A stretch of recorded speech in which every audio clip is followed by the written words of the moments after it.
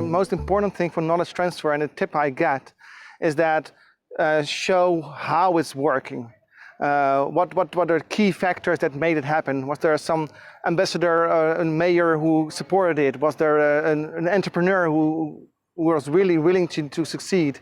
I think the most knowledge transfer is about the content, on what is happening, but I still think it's better to show what is the economy behind it, what's the incentive behind it. I think that's the most important thing. Apply it, share it, and learn from it. So learning by doing is, for me, the most effective strategy. We have to develop the same language.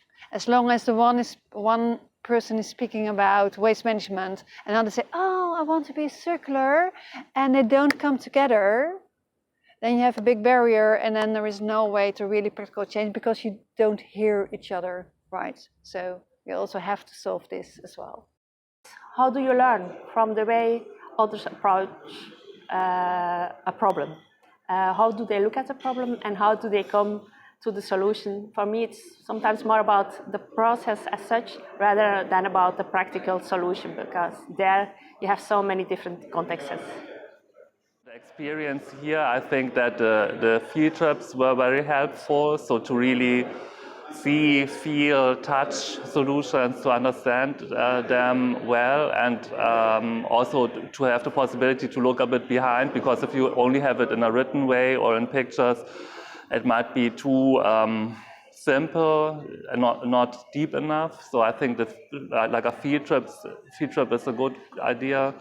And to go a step further, a good idea could be to have like a peer-to-peer exchange. So if you have a matchmaker that you exchange with him or her to better understand the condition and then to take over the idea to your country. It's mostly about openness. It's mostly about being open to really learn, even if you think that you are in an advanced state or if you're far behind.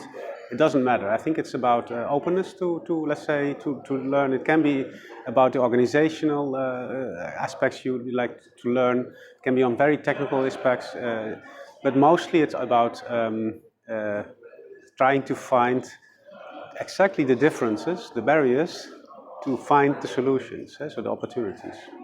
The best is if from the side of recipient countries, there is one who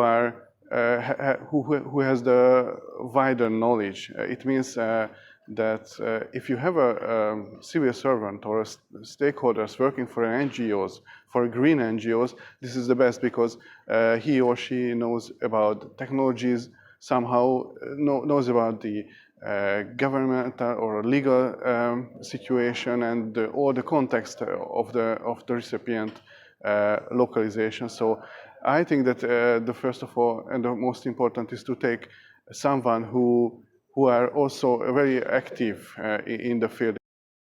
What is important that if cities or regions want to learn from other regions is that we aim at leapfrogging. So don't try to learn from other places that have exactly the same challenges, and don't try to just follow steps. So not from a limited waste treatment to separation and then a more advanced recycling and so on, because we know that even our advanced, the cities that most advanced are not even close to a circular economy. So it needs leapfrogging on every level.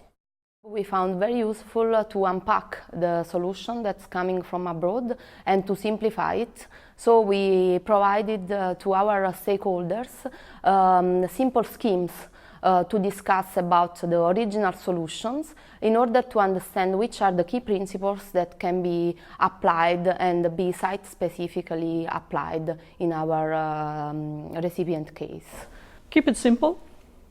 So what we've seen in the REPAiR project is that the more simple solutions are easier to transfer than the more complex ones. And if they are complex solutions and you want to transfer them, also think about how can you simplify them, how can you actually make the solution, maybe take it apart in order to make the parts of the solution transferable. I think that's the best advice I can give.